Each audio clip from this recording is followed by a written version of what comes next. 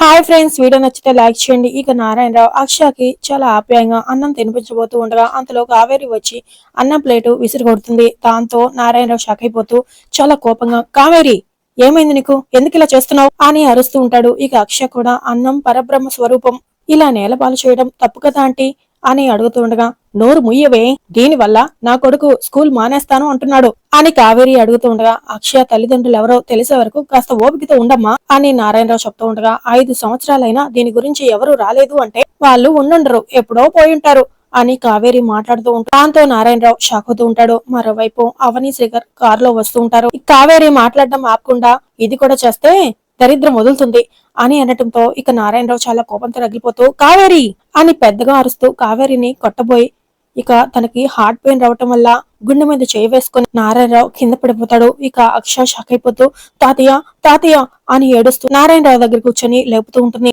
మరి అవని శేఖర్ సమయానికి వచ్చి నారాయణరావుని కాపాడతారా లేక నారాయణరావుకి ఏమైనా అవుతుందా అనేది నెక్స్ట్ ఎపిసోడ్ లో తెలుసుకుందాం ఫ్రెండ్స్.